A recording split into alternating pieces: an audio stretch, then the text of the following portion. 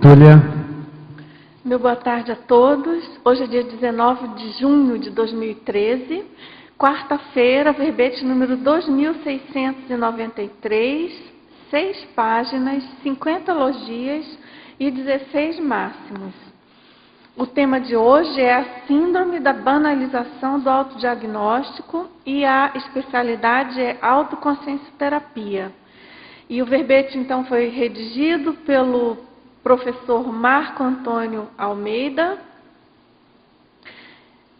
muito bem acompanhado aqui. Então, vamos em frente.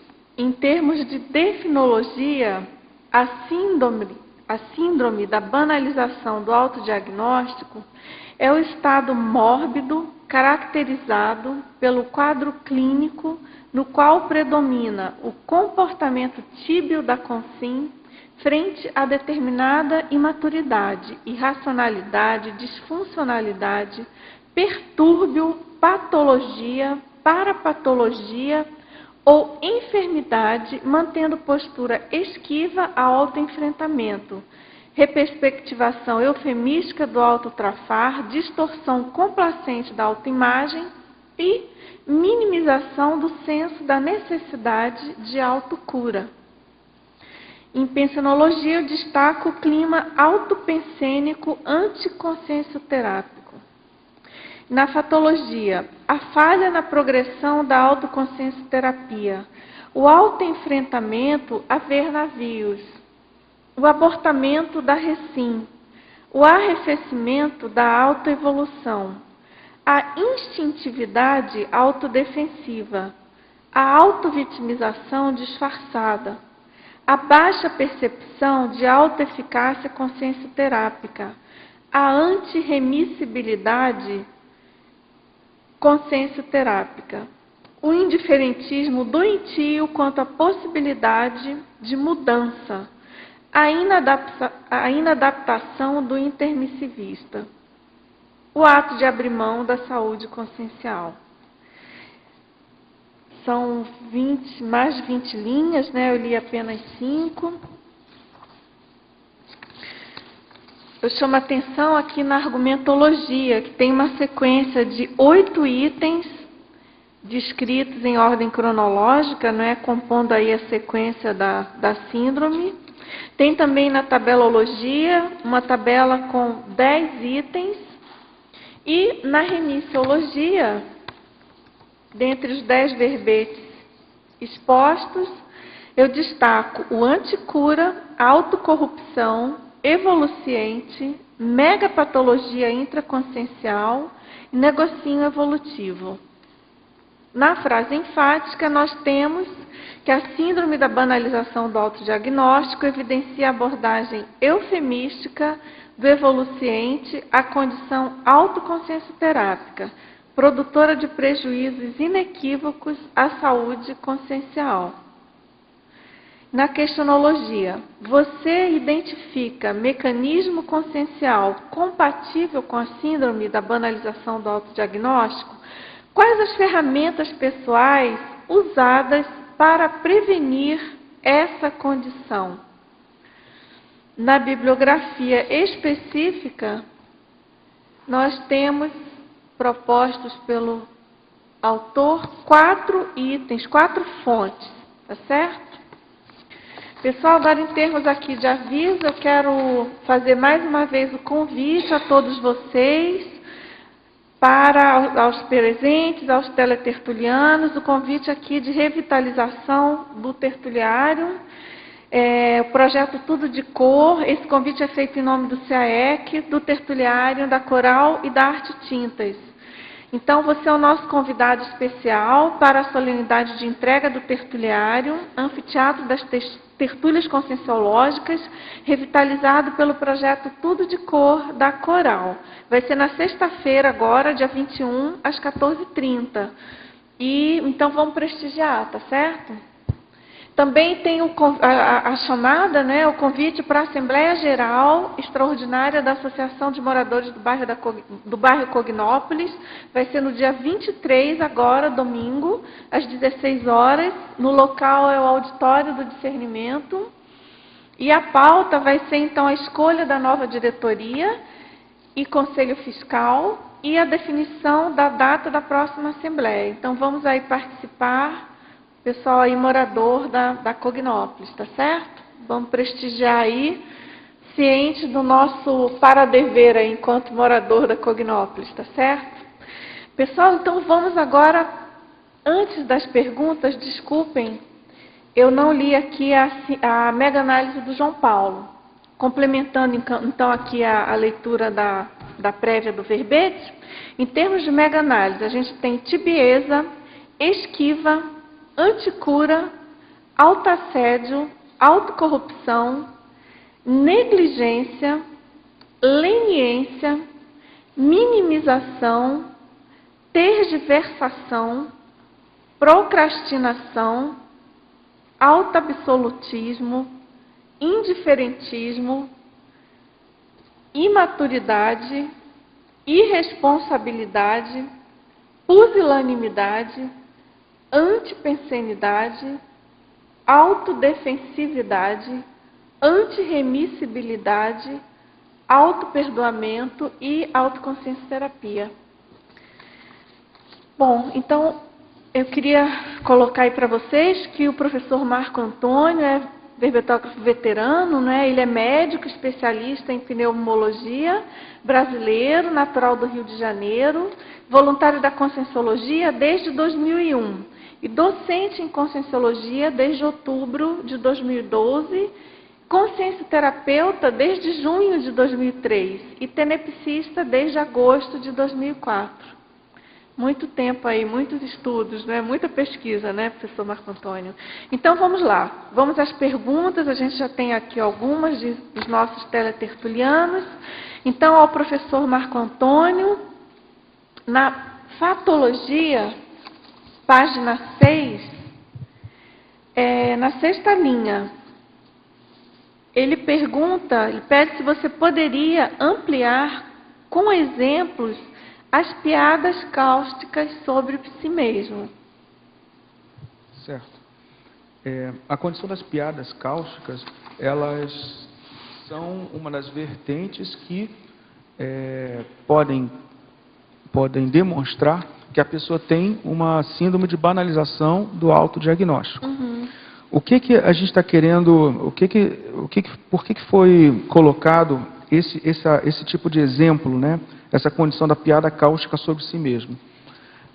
O cenário que foi pensado para colocar aqui é, por exemplo, aquela pessoa que tem aquela condição, eu, né? Quando a gente olha sobre um trafar de uma maneira cáustica, né? Então, por exemplo, a pessoa que identifica uma condição nosográfica, uma condição de maturidade sobre si mesmo, e ao invés de canalizar essa condição, as próprias energias, a própria intencionalidade para a autocura, ela acaba, por exemplo, para aliviar um sofrimento, uma condição nesse sentido, ela começa a fazer piada no sentido de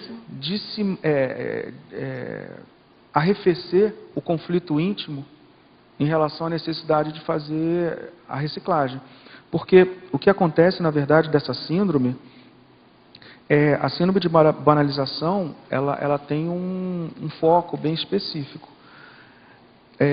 Para nós que estamos adotando, assumindo, né, o paradigma consciencial, uma imaturidade, um pertúrbio, uma doença, um autotrafar, significa o quê? Significa que é como aquela lenha que você vai gerar um combustível, né, para reciclagem. É isso que, né, nós, conscienciólogos, autoconsciencioterapeutas, evolucientes,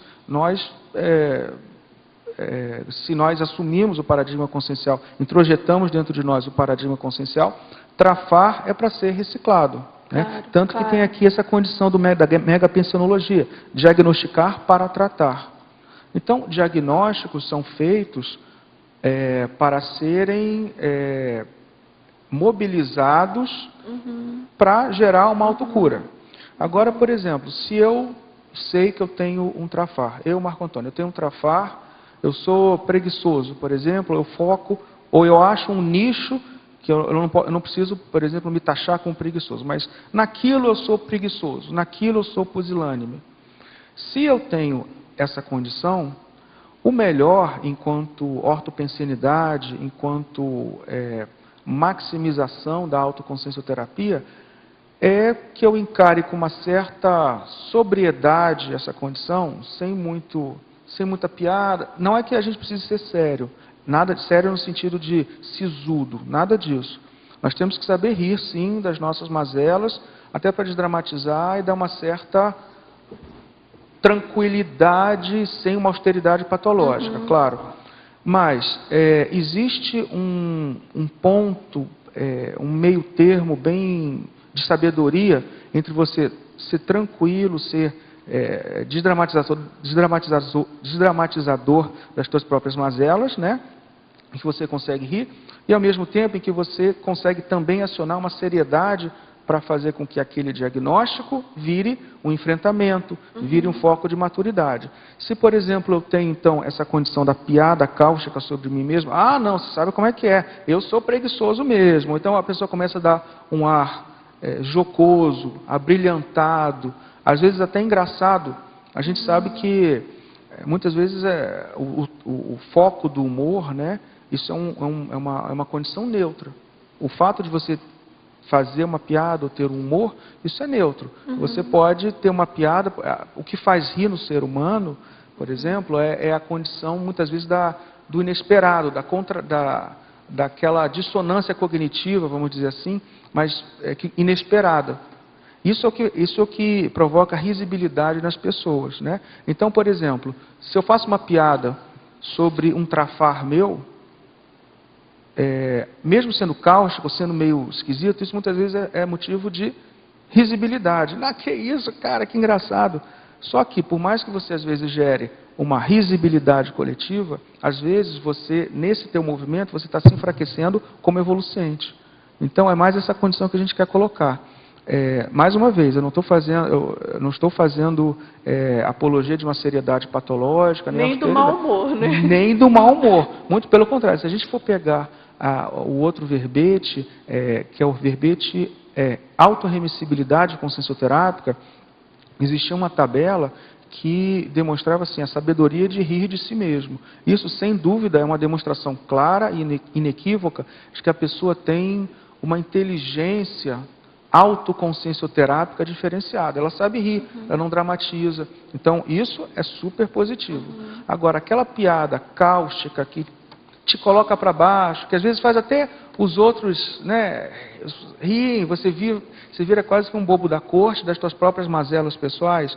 Isso demonstra o quê? Demonstra que a pessoa, diante daquela possibilidade de reciclar, ela está dando uma reperspectivação light, eufemística, como a gente colocou aqui. Então isso pode ser um indício de que a pessoa tem uma síndrome de banalização do autodiagnóstico. Por quê? Porque reciclagem é assunto sério, embora não seja sisudo. Mas é assunto sério que merece uma sobriedade, que você trate aquela condição da sua autoconsciencioterapia cultivando com cuidado, né, que realmente ela merece. Certo. Ao professor Marco, de que forma surgiu o tema desse verbete? Da sua experiência em clínica consciencioterápica? Interessante essa pergunta. Também.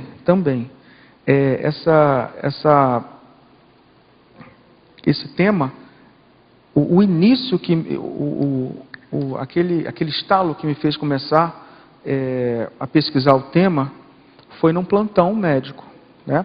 Eu estava dando plantão com uma outra consciencioterapeuta, eu estava na clínica, ela estava, a professora Ana Maria Vilela, né? Ela estava na pediatria. E a gente conversando sobre várias coisas, né? E ela falou uma condição que me atiçou a curiosidade. Assim, Marco, você percebe como às vezes na condição humana existe uma tendência de trazer o diagnóstico numa bandeja de prata? Ela usou esse termo assim que me foi... Eu achei aquilo tão rico, tão engenhoso, essa figura que ela trouxe, assim. Eu falei, é verdade. Né? Existe isso sim. Aí a gente começou a conversar, né? Autoexperiências e tudo mais, né? E aí eu passei a observar essa condição. E eu comecei a ficar cada vez mais instigado quando eu percebi que isso era muito frequente nos candidatos a autoconsciencioterapeutas, nos evolucentes, aquelas pessoas que queriam chegar a atingir uma autocura. Eu, quando quero atingir uma autocura e me vejo patinando, isso muitas vezes é frequente. Essa condição de você encarar, existe aqui na definição, eu deixei bem claro a condição da enumeração final, da minimização do senso de necessidade de autocura, porque isso é um tema muito relevante para os evolucentes, né? Eu e todos os evolucentes. Então a pessoa tem o processo de entender que é um diagnóstico, né? Isso é um diagnóstico, eu preciso reciclar. Em algum momento existe a hesitação e a esquiva, porque diagnóstico significa o quê? Enfrentar. Diagnóstico significa mudar de patamar. Você entendeu aquilo? Opa, isso não está bom. Você já tem uma responsabilidade com você mesmo. Então, se isso significa reciclar, e você começa a reciclar, ou imagina, né, na sua imaginação, já começa a ter a perspectiva de como vai ser o autoenfrentamento, as dificuldades, muitas vezes habituais do autoenfrentamento. Se isso é uma maturidade sua, é normal, é esperado que você passe por um processo de dificuldade, de inabilidade. Imaturidade é isso, é uma inabilidade, então é normal isso. Só que o que acontece? Ao invés da pessoa se posicionar na condição de enfrentar as inabilidades pessoais e ter uma certa paciência consigo mesmo, né? No sentido de ter um crescendo de performances, em algum momento a pessoa diz, espera aí, não quero, eu prefiro me esquivar dessa responsabilidade. Só que ela fica com um conflito. Espera aí, eu preciso reciclar, mas por outro lado, nossa, é doloroso, enfim, ou eu gosto do meu trafar anterior, ou o que quer que seja. Ela fica, na verdade, com uma dissonância cognitiva, fica com duas ordens mentais, reciclar ou não reciclar, eis a questão. E ela fica lá, ela fica com aquela dificuldade, aquilo ali fica martelando a cabeça dela, gera um conflito. A pessoa, na hora desse conflito que ela se posiciona, isso é algo, pessoal, muitas vezes inconsciente, passa como um raio na autopensenidade. Mas a pessoa, quando se vê diante de conflito, ela tem três escolhas. Ou ela recicla, não, eu não quero saber da minha dificuldade, eu vou reciclar. Ou ela reperspectiva a situação e diz, espera aí, esse diagnóstico não é tão grave assim. E aí vem, por exemplo, a piada cáustica. Esse diagnóstico, não, eu não sou tão vaidoso assim, né? É que eu, na verdade, eu sou muito interessante mesmo, né? Não tenho problema com poder, não sou autocrata. Eles que precisam ser cuidados, porque eles não sabem, esse grupo não sabe ver. Entendeu? Não é que eu seja preconceituoso, essa gentalha que é duro de aturar, né? Então, assim, são várias condições até jocosas que a gente, de propósito, a gente coloca de uma maneira assim mais light também, para ter o gancho didático, mas que o ideal é que a pessoa olhe com nível de seriedade e promova a reciclagem. Tá?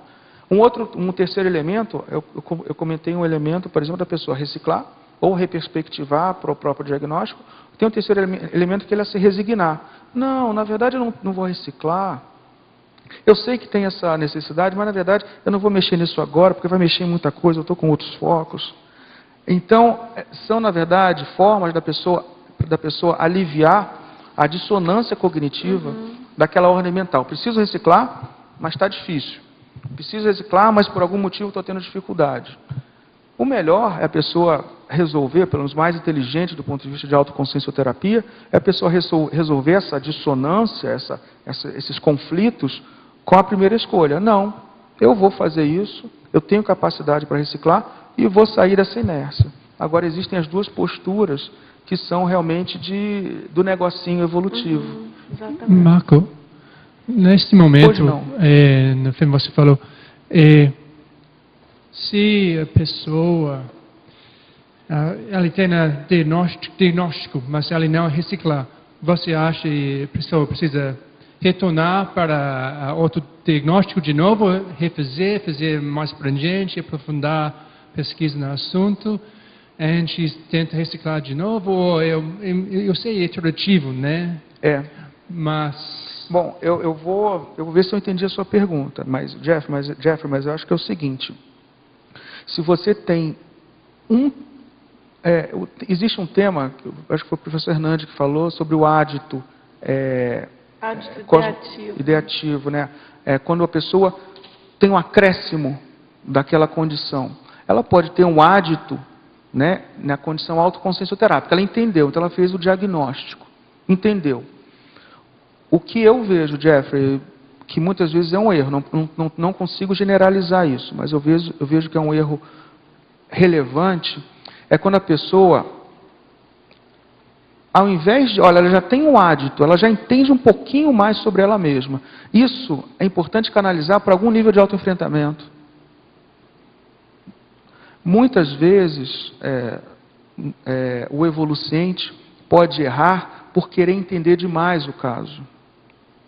Se ele já entende um pouquinho, já tem um percentual de hádito, isso já pode ser canalizado para algum nível de enfrentamento. Olha, não estou entendendo tudo, mas eu acho que já dá para fazer alguma ação ou promover alguma mudança que realmente, que de fato, mude a minha consciencialidade. Até porque existe uma condição importante que é o seguinte, a gente vê auto-investigação, autodiagnóstico, auto-enfrentamento, autossuperação como uma coisa linear e como uma condição que a gente passa, né, a gente discute. Mas existe um nível de autodiagnóstico que você começa fazendo. Existe um nível de entendimento sobre você que não é só no planejamento teórico. Deixa primeiro eu me entender. Existe um nível de entendimento, de diagnóstico, de autoconhecimento que você adquire fazendo. Então, eu tenho um pouquinho de atenção comigo, e eu costumo chamar bastante atenção para a pessoa não começar a querer se auto-enfrentar quando já souber tudo sobre si mesmo. Até porque tudo é tão vago. Não, a pessoa já entende um pouquinho, já canaliza essa energia para algum nível de superação, de mudança. Muitas vezes a pessoa consegue fazer diagnóstico sobre si mesmo quando ela sai daquele status quo, daquela situação que já está... Já aconteceu com você, por exemplo? Olha só. Nossa, eu reciclei, estou muito melhor, agora estou entendendo melhor o que aconteceu. Isso não é tão comum com a gente. Acontece demais. Isso acontece tão frequente. Então, entendeu? Então, assim, o entendimento que acontece a partir do movimento prático. É o autodiagnóstico que acontece dentro, embutido, imerso no autoenfrentamento. Porque, né, o ser humano não é agora eu vou pensar, e vou planificar e vou executar. Existe uma reverificação que é inerente ao processo prático. Então você está lá, você está no meio de um enfrentamento, existe a reverificação, você está julgando, você está apreendendo sinais, você está ponderando. Isso também isso fomenta o movimento autodiagnóstico. Então, já sabe um pouquinho de você, entendeu que já tem que reciclar? Começa. Eu vejo que às vezes é um erro, a gente quer entender tudo, né? E aí às vezes o movimento que antes era da psicanálise, que eu tenho que entender a minha infância, aí passa a ser de retrovidas. É o erro da... Eu nunca chega lá. Não, começa. Quem sabe você começando, você vai ter a retrocognição, ou o que quer que seja, que vai te suprir. Uma coisa eu fiz às vezes sobre a penalização. Eu já pensei naquele momento tanto, então não vou pensar mais. Mas se você tomar uma abordagem um pouco mais abrangente, e conectar, não, 6 meses antes, 6 meses depois, isso aconteceu, foi uma coisa bem grande também, e ver uma conexão um pouco mais íntegra, né? Sim, mas eu sou super a favor da abordagem abrangente ao diagnóstico, eu sou super a favor. A única condição que eu quero lembrar é que não precisa ficar parado para ter essa condição abrangente. O próprio movimento de recim te dá insights, às vezes você angaria a atenção de um amparo que te dá olha, que tal você pesquisar isso também, porque vê que você está se movimentando, você vai aprofundando durante o processo de enfrentamento. Isso também é válido e muito útil. Pois não, Kay? Na fatologia, na página 6 mesmo, Certo. no finalzinho da terceira linha, de baixo para cima. Tá. A autoexposição vitimizadora própria de pseudo-abertismo. Você poderia ampliar? Tá. Essa também é uma faceta que caracteriza pessoas com síndrome de banalização de autodiagnóstico. É porque o que acontece? Esse tema aqui, só para contextualizar um pouquinho, esse tema é de uma síndrome, né? Do ponto de vista, assim, dentro da... A gente usa muito o paradigma da medicina em relação à síndrome, tá? Agora, que a gente pode pegar, expandir e entender dentro do movimento autoconsciencioterápico. Sim. Quando eu falo síndrome, eu estou falando de um conjunto de sinais e sintomas que eles se ocorrem associadamente, e eles podem ter várias causas. Tá? Então, síndrome não é doença. Por isso que eu deixei bem claro a importância, na verdade, não a importância, mas eu deixei bem claro que a condição aqui é uma condição sindrômica. Ou seja, existem várias doenças, várias condições nosográficas, vários fatores redutores do discernimento das mais diversas ordens que podem gerar essa síndrome. Tá? Mas você coloca como um estado mórbido, né? É o estado mórbido, Tem uma série de fatores redutores, esse aqui que você mencionou, Sim. a autoexposição vitimizada, pseudo-abertista, ou própria do pseudo-abertismo, é uma condição típica, dentro do que eu já observei, já pude observar de tipificação, né? De síndromes, de condições que levam à síndrome de banalização do autodiagnóstico. Quais condições você Por exemplo, essa condição aqui reflete a pessoa que ela começa... tem uma correlação bem aproximada com a condição anterior da piada cáustica sobre si mesmo. Aquela condição que a gente estava trabalhando sobre a piada cáustica é aquela pessoa que expõe de modo pouco prático e muito mais para amenizar um conflito pessoal, ela expõe o próprio trafar ao público e faz, nesse momento que eu coloquei aqui, na forma de piada cáustica. Isso tudo para arrefecer, para desacelerar a própria condição íntima de ansiedade diante da necessidade de reciclar. Essa condição da autoexposição vitimizada também é isso. É aquela condição da pessoa, não, porque eu sou muito assim, e eu não consigo, e enfim, eu sou muito, olha, a minha pusilanimidade é um negócio, e a pessoa, na verdade, está no movimento quase que hipnótico dela mesma e com os outros, de se expor de modo vitimizado, ou seja, hipervalorizando a própria deficiência em relação a... que é o oposto da ortopensinidade, né? Enquanto a pessoa está se vitimizando, ela não está aberta para fazer a reciclagem. Né? E muitas vezes a pessoa fica falando tanto nisso que ela parece aberta. Ah, entendi. Porque ela fala, e ela fala, e a mazela, e a mazela, mazela. Você fala, não, essa pessoa está aberta. Não! Ela está aberta no sentido de se expor. Tudo bem.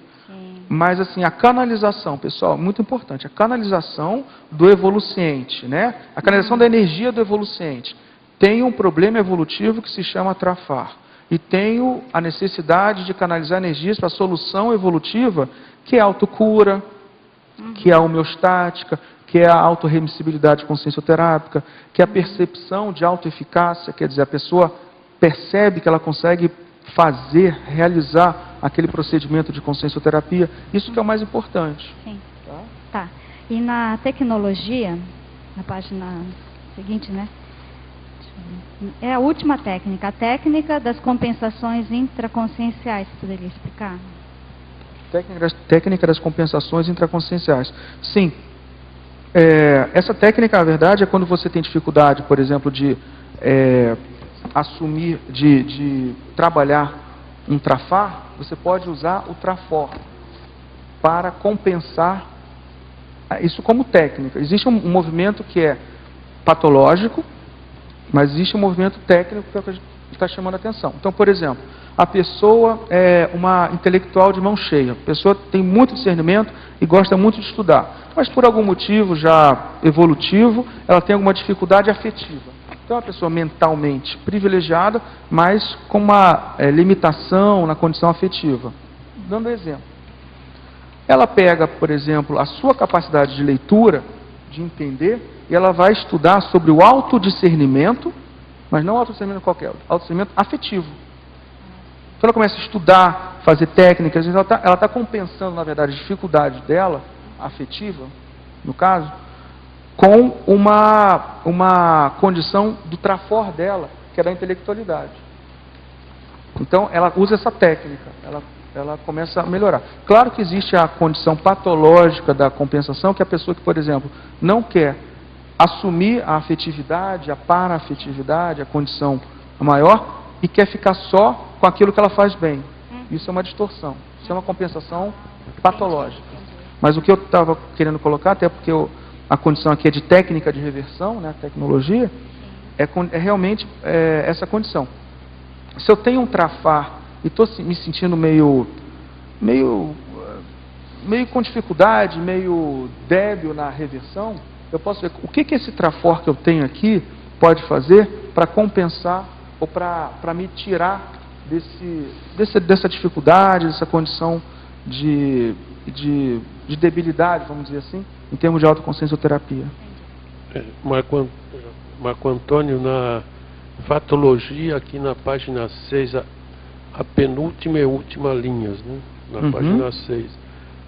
A exposição calculada do mini-trafar para despistar a abordagem do mega-trafar. Essa é mais um exemplo. Vocês pegaram os 3 exemplos, na verdade eu botei 4 exemplos. Além dessa, eu botei também da ostentação pseudograciosa da imaturidade a demonstrar o desleixo na reciclagem intraconsciencial. São os 4 exemplos dentro da fatologia de situações práticas que podem levar a pessoa ou que podem demonstrar que a pessoa tem uma banalização no autodiagnóstico. Se a pessoa, por exemplo, tem a ver com essa questão da exposição de uma situação que seja menos incômoda para ela, o mini-trafar, que faz com que ela, na verdade, desvie o foco do grande problema gerador de conflito, que é o mega-trafar dela. Então, vamos supor, eu tenho um problema aqui que me trava ou me gera conflito. Eu estava mencionando a preguiça aqui, né? A preguiça. Vamos supor que eu seja preguiçoso em algum aspecto. E isso eu não quero tocar. Isso daí é uma condição que eu defendo e que por algum motivo, eu tenho essa dificuldade. Eu posso ter uma estratégia de dissimulação de, a todo momento, porque CCCI, Cognópolis, não é fácil. A todo momento você tem alguma coisa para te impactar com a autopesquisa, né? Só que na hora que vem a possibilidade de autopesquisa, com sincobaia, um movimento, uma dinâmica parapsíquica, um procedimento consciencioterápico, sempre quando vem aquela oportunidade evolutiva de você trabalhar esse mini-trafar, esse mega trafar, você pode querer direcionar esse mega, não na verdade, não para o mega trafar, mas para aquele mini-trafar que até existe, os outros até reconhecem em você, mas que não é o foco da sua prioridade autoconsciencioterápica. Isso mostra, por exemplo, que a pessoa tem, ou pelo menos uma candidata a ter uma banalização do autodiagnóstico. Porque pelo menos a postura esquiva de se autoenfrentar, ela tem. Essa primeira aqui, esse primeiro item na definologia, a postura esquiva do autoenfrentamento, ela tem. Se ela já se reperspectivou de modo eufemístico e distorceu a autoimagem, aí é outra coisa. Tá? Na verdade, só para terminar, eu botei esses itens aqui como senhas de autopesquisa. Opa, se a pessoa se vê assim, pode ser que ela possa se investigar para ver se existe isso mesmo. Tá? Na página, na 7, primeira e segunda linhas da página 7, a ostentação pseudo-graciosa da imaturidade é demonstrar os desleixos na reciclagem intraconsciencial.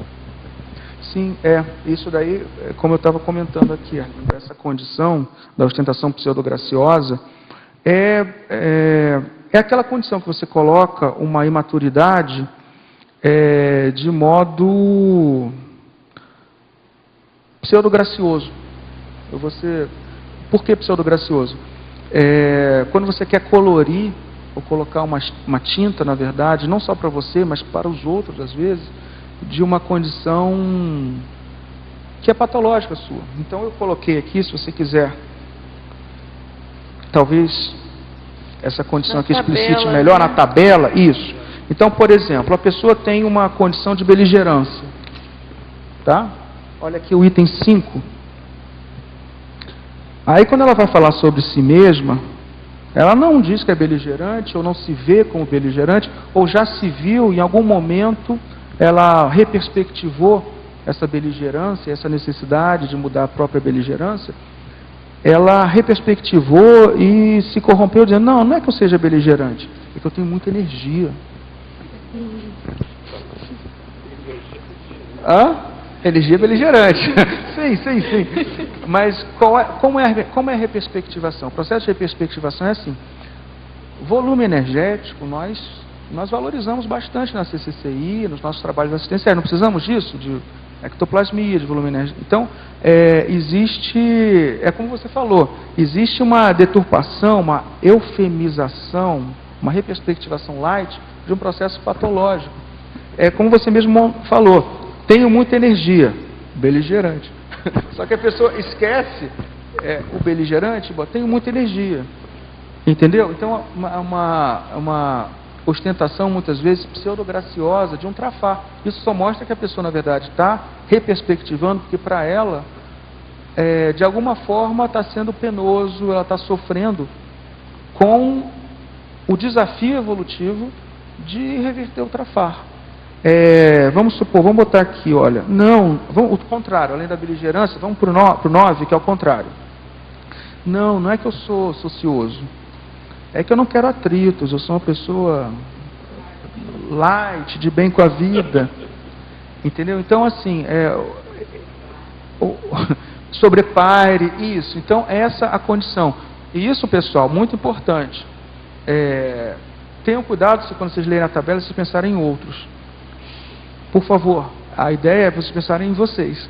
Porque senão a gente vai começar a lembrar do vizinho. E aí provavelmente a gente está banalizando os nossos próprios autodiagnósticos. É mais uma maneira, né? De analisar. Porque a hipercrítica é uma maneira ótima de você diminuir a autocrítica e começar a banalizar os próprios diagnósticos. Eu falo isso porque todo mundo se vê, isso é uma condição, né? Quando a gente coloca essa tabela assim, é verdade, eu já me vi assim, e a gente pensa assim, mas a condição, a ideia desse verbete, estava perguntando como surgiu, foi isso, foi com uma colega evolutiva, né, que a gente começou a conversar, viu como isso era frequente, eu comecei a entrar nessa condição da pesquisa observacional no dia a dia, e vi como isso é prevalente conosco, a todo momento, nós que temos essa condição do desafio evolutivo de reciclar, é muito prevalente.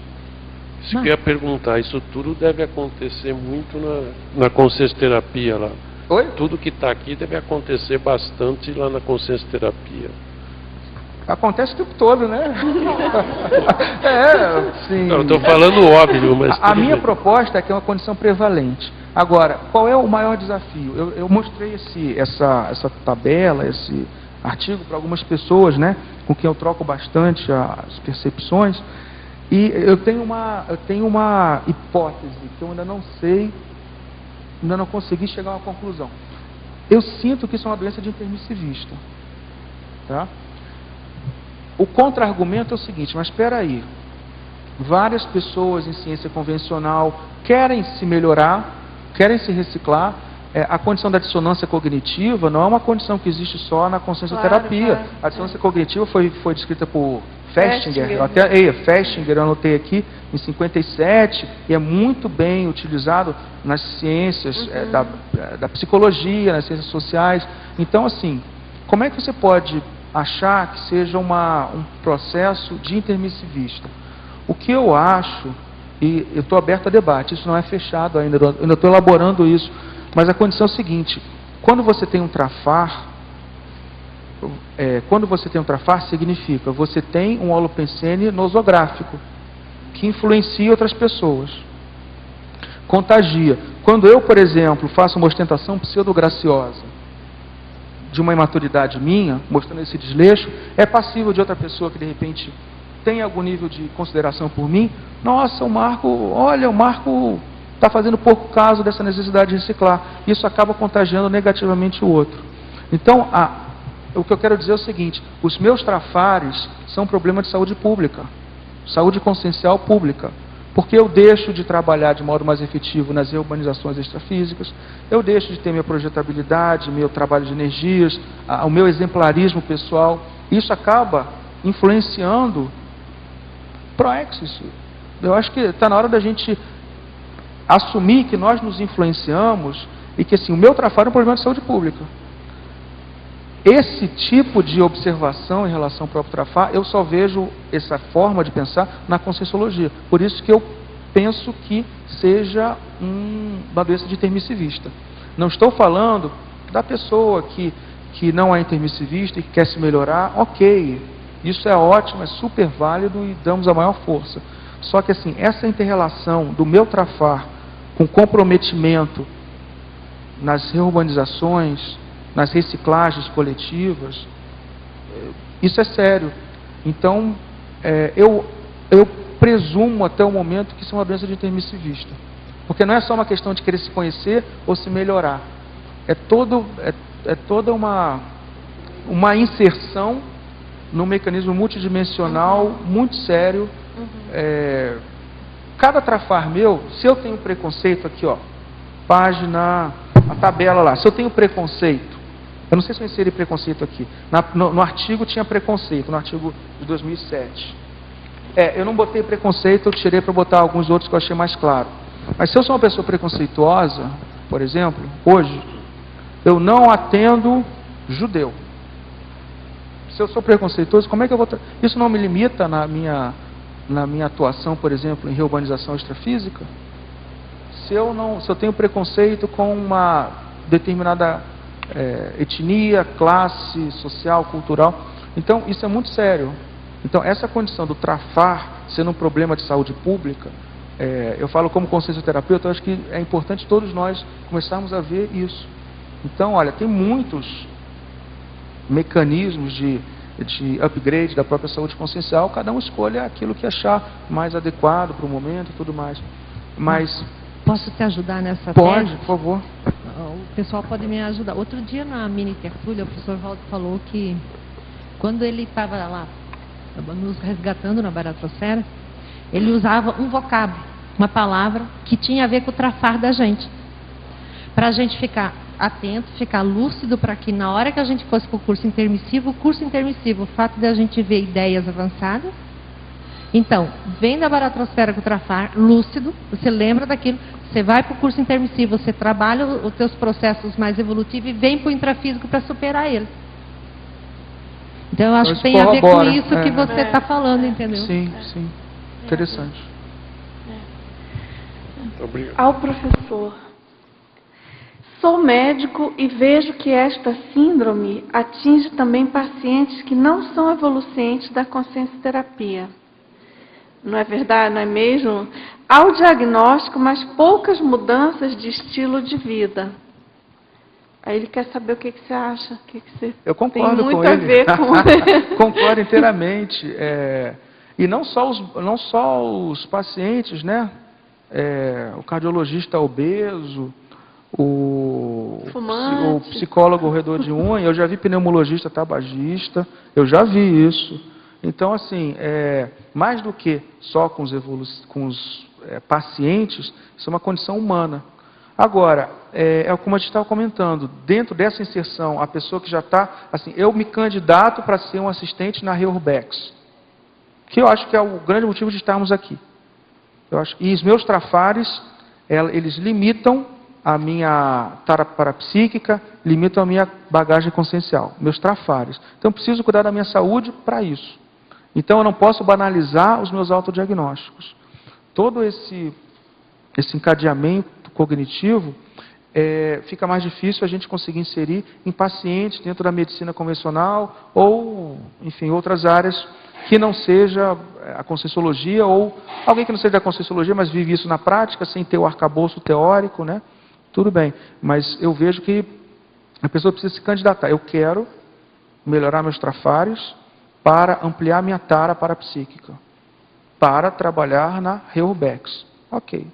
Aí, opa, essa pessoa aqui já está começando a perceber que a mazela dela também é um problema grupo kármico e policármico. Essa é a condição. Tinha uma condição aqui eu acho que acabou não entrando, do crescendo, dos problemas, das mazelas pessoais, tendo uma abrangência ego-kármica, grupo kármica e policármica. Normalmente a gente pensa assim, olha, meu trafá é um problema meu. Mas dependendo da lente, é um problema também, já que estamos em um maximecanismo, claro, é um problema de todos. Claro, sem dúvida. Agora, em Fatologia, na página 6, ele pergunta na segunda linha, por que ocorre o abortamento da recim e o arrefecimento da autoevolução?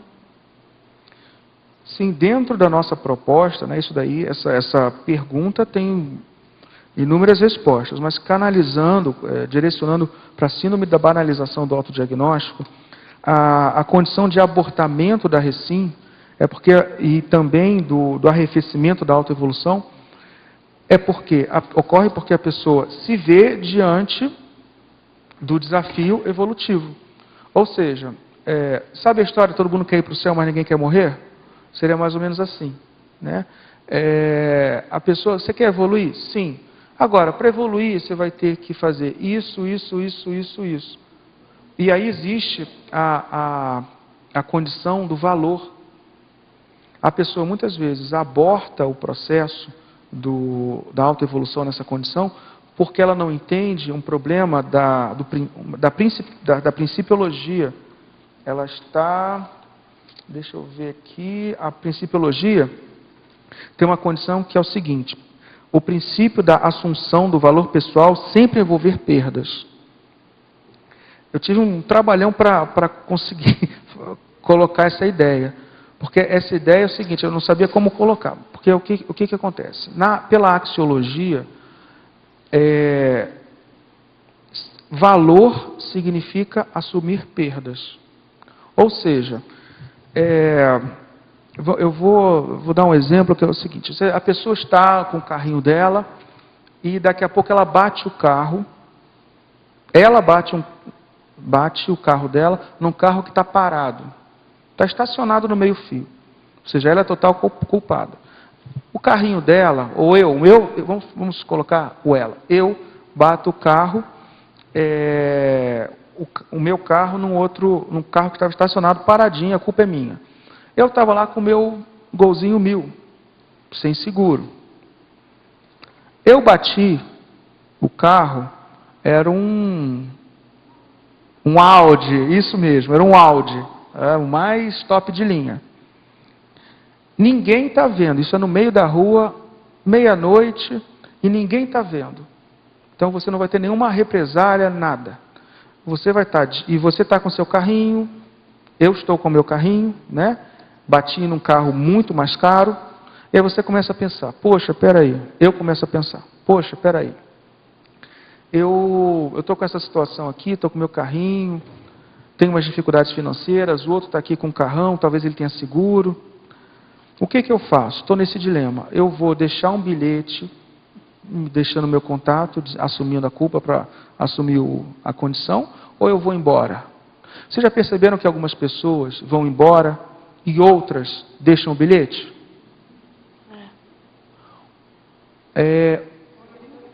Isso é uma questão de cosmoética. Essa é a pergunta, essa é a condição que a gente naturalmente está. Mas para a gente assumir a condição mais cosmoética, o que determina a assunção dessa cosmoética?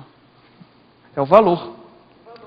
Porque algumas pessoas podem ter o seguinte valor: não, eu vou fazer o certo. Ela assumindo o valor, ela vai ter a perda. Qual é a perda? Financeira, desgaste e tudo mais. Então, para você assumir um valor, você naturalmente vai ter que ter... Isso é um princípio. Não, mas a gente pode chamar de pseudo-perda do ponto de vista cosmoético, uma pseudo-perda. Mas, assim, é um princípio, assim, na hora de você escolher alguma condição, você vai perder. Tem que abrir mão de alguma coisa. É o abrir mão. Né? Alguma coisa você vai perder. Abrir mão, se a gente quiser usar esse termo, é um termo talvez mais preciso. Mas assim, para fazer valer o valor cosmoético, eu preciso da condição de... Não, isso é a condição realmente de eu assumir, fazer o certo, isso é um valor para mim. Isso me traz uma gratificação. Então tem um componente afetivo muito importante. Com o cosmos, comigo mesmo e tudo mais. Outras pessoas não. Pô, bati, olha como eu sou esperto, ninguém viu nada. Essa é a gratificação da pessoa. Fiz o errado e não fui punido. Isso, eu esperto. Então o que acontece? Eu estou contando todo esse enredo para mostrar o seguinte. Quando eu estou diante de uma situação, eu posso... Olha, meu curso intermissivo, então, né, meu curso intermissivo diz... E todo corpo de conhecimento, de paracognição, de paraconstructo pessoal, todo o meu corpo de conhecimento diz, não, peraí, eu vou evoluir, ou eu vou abrir mão disso, eu vou fazer aquilo. Agora, por outro lado, tem um dilema, tem outro dilema. Peraí, abrir mão, evoluir, significa que eu vou ter que mudar isso, aquilo, eu vou ter que abrir mão dessa outra coisa. Então, é um choque, é uma guerra de valores, vamos dizer assim, é um antagonismo de valores. Anacrônico atual. Se você chegar e, por exemplo, for pusilânime em relação àqueles valores mais avançados que te dão mais trabalho, você naturalmente vai fazer o abortamento da recim, você vai fazer o arrefecimento da autoevolução. Então, isso é para comentar essa questão do arrefecimento da autoevolução. Certo. Também na fatologia, na mesma página, na 4ª linha, ele pergunta, sendo intermissivista, por que ocorre a inadaptação? É tentativa de fuga de si mesmo? Ele já não tem a faca e o queijo na mão para fazer o que deve ser feito? Não, talvez tenha só a faca. Ela tem que ir atrás do queijo. Treino é treino, jogo é jogo. Né? Curso intermissivo é uma aula de reforço. E nada garante que a pessoa, na verdade, não vá... nada garante que a pessoa, se a pessoa abrir mão, na verdade a pessoa tem todo o arcabouço, né? Treinou para estar em campo, treinou para fazer o melhor, agora que é época de Copa das Confederações, né? Então, assim, ela treinou a beça. Só que na hora do jogo, tremeu, amarelou, teve a pusilanimidade, o acriticismo delas, autocorrupções. Então, assim, o curso intermissivo, ele não garante nada. Muito pelo contrário, ele é uma aula de reforço. E assim, o importante é o aqui e agora já. Está sentindo que tem alguma coisa aquém, faz valer o seu curso intermissivo. Logia na página 7, na antepenúltima linha, o desabrochar da eudemonia consciencioterápica frente à aceitação da ficha evolutiva pessoal. Poderia falar um pouco sobre isso? Sim.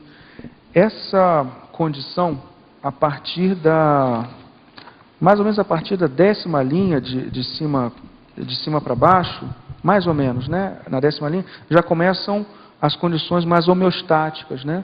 Porque, na verdade, esse tema, como ele é nosográfico, né? Às vezes ele fica muito no nosográfico. Então, a gente precisa colocar também a antipodia, o antagonismo cosmoético positivo. E o que eu quis colocar aqui nessa condição da eudemonia, existe um verbete que é a eudemonia cosmoética, né? Isso. E a eudemonia é uma condição afetiva, é uma condição relacionada ao SEM, em que a pessoa tem um aprazimento, ela tem uma condição relativa a um contexto evolutivo. A eudemonia cosmoética, a pessoa começa a ter a eudemonia frente à vivência ortopensênica e cosmoética no seu dia a dia. O que a gente quer chamar a atenção, o que eu quero colocar aqui, é da possibilidade da eudemonia consciencioterápica. Tem um verbete do professor Valdo, que é a reciclagem prazerosa, que fala dos mitos da pessoa, que para reciclar tem que ter sofrimento, os tabus e os mitos em relação a isso. E, esse verbete ele é muito correlacionado com essa ideia da eudemonia consciencioterápica. A eudemonia consciencioterápica é essa condição. Quando você se supera, você sente um gostinho, uma euforia tão presente em relação a vencer a si mesmo, que você começa a reciclar, reinvestir essa energia prazerosa em mais aprofundamentos. Por quê? Porque você vai estar com uma autoestima melhor, uma sensação, uma percepção de autoeficácia mais sólida, e aí você começa então, a partir desse momento que você reciclou, você faz mais autoconsciência terapia. E aí fez autoinvestigação, autodiagnóstico, enfrentamento, superou. Superou? Tá, bem, mais autoconsciência terapia. Então, isso acontece. Eu vejo que existe eudemonia em vários aspectos. Para quem, por exemplo, passa pelo Consciência Cobaia, o processo de eudemonia autoconscienciométrica, é claro, a pessoa fica... Então, eu sou isso... Busca da felicidade? É por aí. Então, assim, essa condição da pessoa ter essa eudemonia, eudemonia consciencioterápica frente à aceitação da ficha evolutiva pessoal. Muitas vezes a falta de autocrítica em relação ao que ela é, ao que ela tem de trafar e trafor, gera uma medorréia, um medo da pessoa se ver, se enfrentar. Então essa condição justamente da eudemonia consciencioterápica é justamente essa condição do flow, do fluxo, né, relativo ao processo autoconsciencioterápico, em que ela tem essa condição que está até na linha anterior. Ó, a leveza transbordante do aprazimento autoconscienciométrico, gerador de autenticidade. Então a pessoa começa a ser uma condição aprazível, uma condição realmente que ela, de bem-estar, que ela valoriza.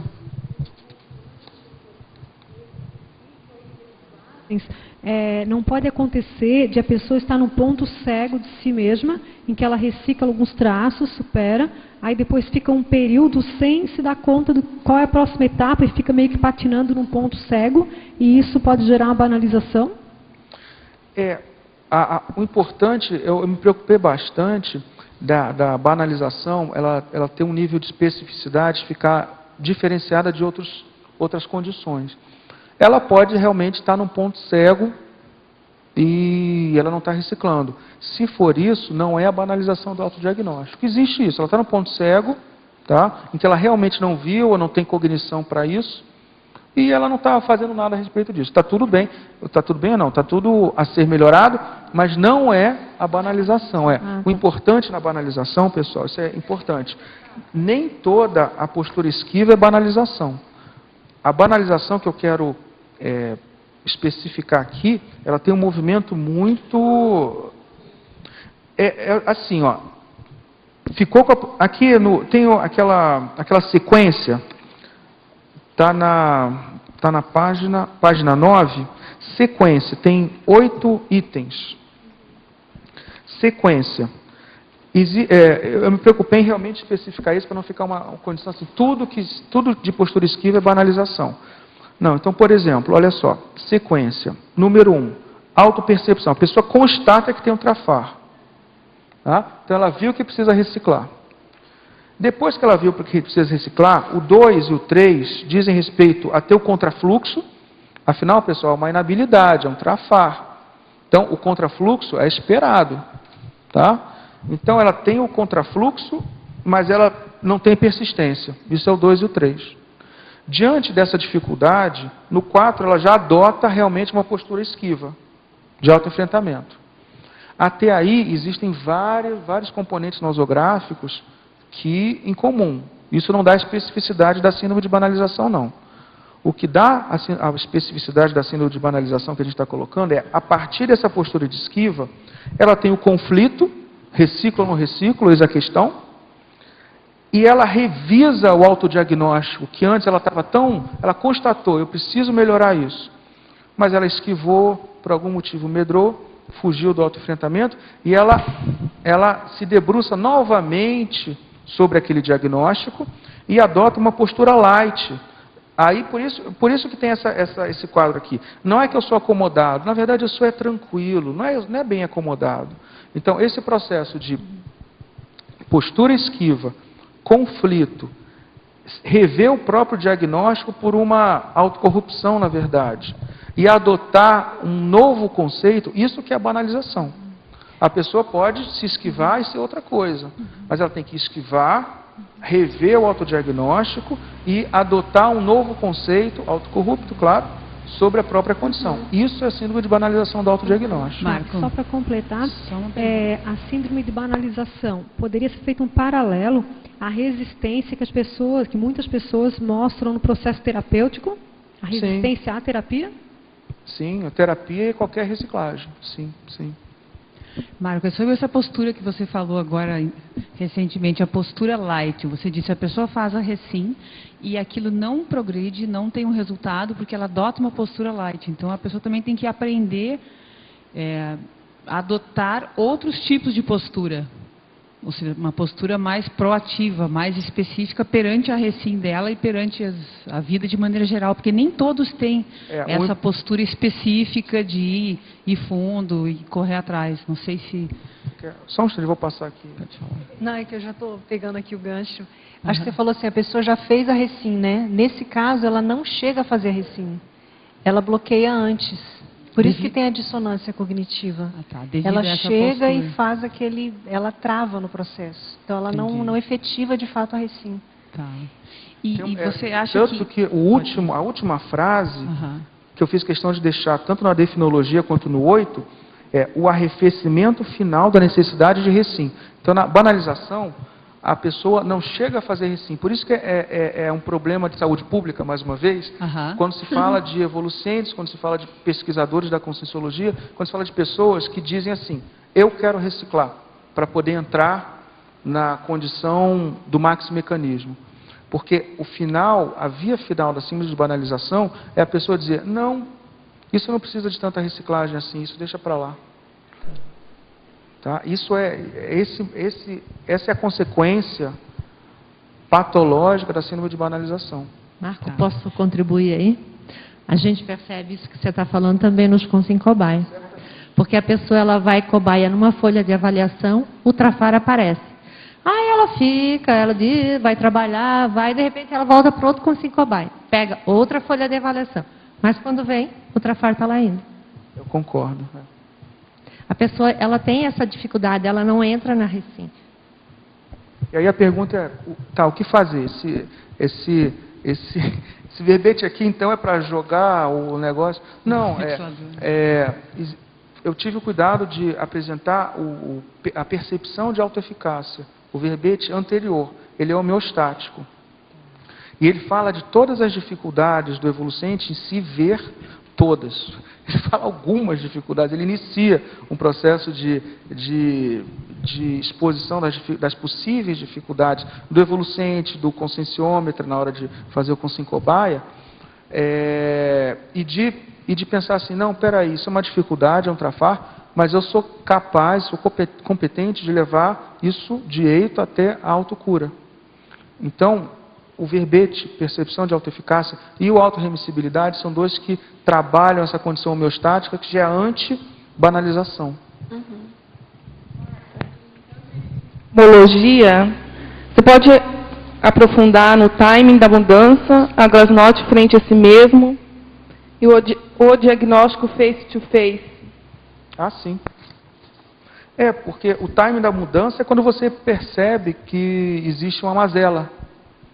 Você percebeu que existe uma mazela? Você fez aquele diagnóstico, né? Então está no time certo de mudança.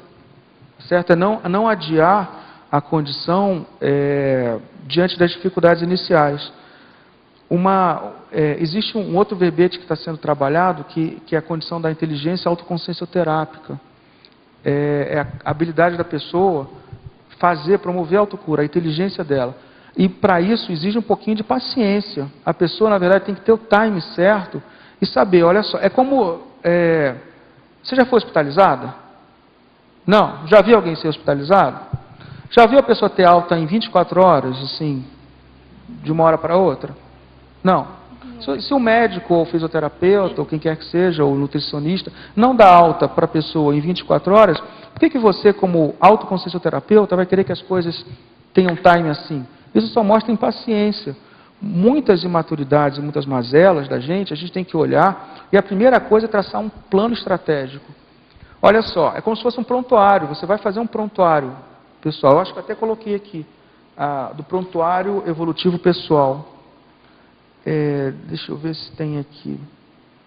Tem aqui a condição, o importante é a pessoa, assim, tem, ó, na página 7, 1, 2, 3, 4, fala sobre a barganha no acompanhamento do prontuário pessoal. O ideal é que o autoconsciencioterapeuta, o evolucente, tenha aquela noção de acompanhamento evolutivo de si mesmo. Então, da mesma forma, olha só, a pessoa é internada com pneumonia, vamos dizer, você está no hospital, né, com pneumonia. Ela vai precisar de 3 dias de antibiótico antes de ter alta. Eu não vou dar alta para ela com 1 dia. Eu tenho que esperar o negócio, né, consolidar e depois talvez até tenha um acompanhamento ambulatorial. Então, a mesma coisa em relação a nós mesmos. Né? Ah, eu vi esse negócio. Não é passe de mágica do tipo, vi, já entendi e reciclei. Não, muitos trafares nossos precisam de, eu vi e, olha, isso aqui está bastante infiltrado na minha autopensinidade, então eu vou fazer uma série de ações para reverter essa condição. Pode ser que isso dure 1 ano, 2 meses, 5 meses, uma vida, não tem problema. Mas a abordagem é como se fosse um prontuário. Essa é a ideia. Sabe assim aquela condição? Transformar a agenda pessoal, a pessoa que reclama da vida, não, hoje foi um saco, não sei o quê. Transformar a agenda pessoal de registro de aborrecimento em prontuário pessoal, terapêutico. Não, olha só, eu me aborreci com isso, porque realmente... E a pessoa começa a cultivar isso como algo a ser melhorado. Isso exige paciência, exige que a pessoa persista diante das dificuldades iniciais. Isso tudo tem a ver com a percepção de autoeficácia. A pessoa se vê, ela tem uma convicção íntima de ser autoconsciencioterapeuta. Você já viu muitos evolucientes ficarem na autopesquisa e passar o tempo e ficar na autopesquisa e não passar para os outros patamares? Sim, isso acontece. É por isso que a gente está explicitando essa condição e trazendo para debate e nos atendimentos e ocasionalmente eu vejo também em mim, olha, eu estou patinando nisso, isso aqui não está bom. Então essa condição realmente existe, eu acho bem prevalente no nosso meio. Eu acho que quanto mais a gente debater, mais a gente vai criar estratégias pessoais para reverter isso. Como ajudar se uma pessoa que é da sua família, que está fazendo consciencioterapia e está nesse patinar? Só patina, no caso, na autopesquisa, vê, né, se autovitimiza e não passa, e continua com as mesmas posturas e não recicla, e patina. Dá o autoexemplo. Aí a pessoa vai olhar para você, vai dizer, nossa, como essa pessoa está com bem-estar, talvez isso que ela esteja fazendo vale a pena.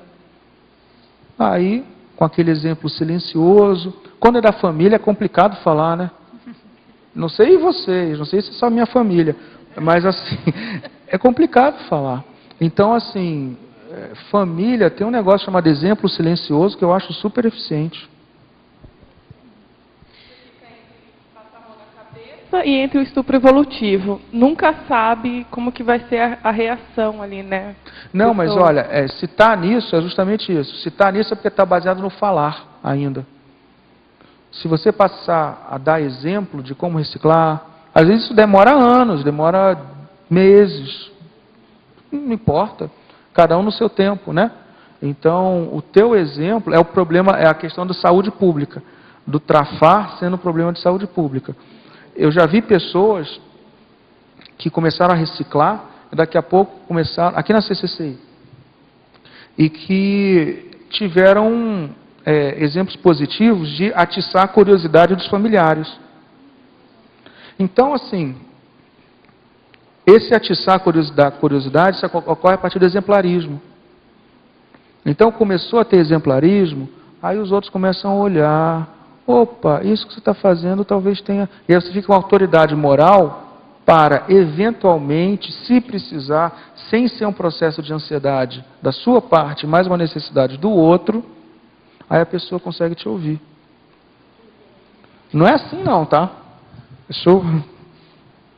Acho que nessa linha que ela está falando, eu achei bem rica a interaciologia. Interaciologia. Pelas interações, né, que eu pensei, pelas interações, dá para a gente, de repente, ir na causa daquilo que está provocando a síndrome da banalização. Isso. Então, pode ser uma maneira da gente identificar, a gente mesmo, quando está com essa síndrome, ou para quem está próximo, de verificar e buscar identificar por que a pessoa está fugindo. Né?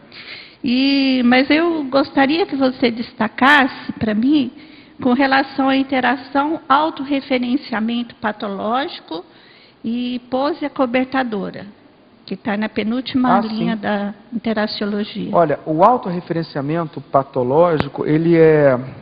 Se a gente for... Tem uma bibliografia que é muito importante que está aqui, que eu vejo que seria assim mandatória para toda aquela pessoa que quer aprofundar a autoconsciencioterapia e a questão do ser um evoluciente no dia a dia, né, todo mundo, que é o do Homo sapiens urbanizados, que é o mini conscienciograma das patologias humanas, tá? Então, esse autorreferenciamento ele tem a ver com a condição do cabotinismo, autorreferenciamento patológico, personalismo, a pessoa quer se mostrar mais do que ela é, tá? Então, essa interação desse cabotinismo, esse narcisismo, esse personalismo, esse autoengrandecimento, autorreferenciamento patológico, junto com a pose acobertadora, é um indício parasemiológico de uma possível banalização do autodiagnóstico. Tá?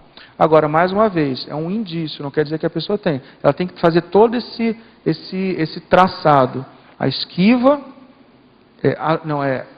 antes da esquiva, adotou, viu que realmente tem necessidade de recim, esquivou, amarelou, depois de amarelar, reviu o autodiagnóstico, e depois de rever o autodiagnóstico, assumiu que não é tão urgente assim. Então, todo esse caminho patopensênico é importante para especificar. Marcos, por favor, página 6, na fatologia, pode ser até que você já tenha comentado, mas eu não ouvi. Na antepenúltima linha, autoexposição vitimizada própria de pseudo-abertismo. Poderia aprofundar, por favor? Sim. E, se possível, um exemplo? Isso aqui a gente já comentou sim. Essa aqui é aquela condição, é um cenário possível, passível, né, de acontecer dentro do contexto de banalização do autodiagnóstico.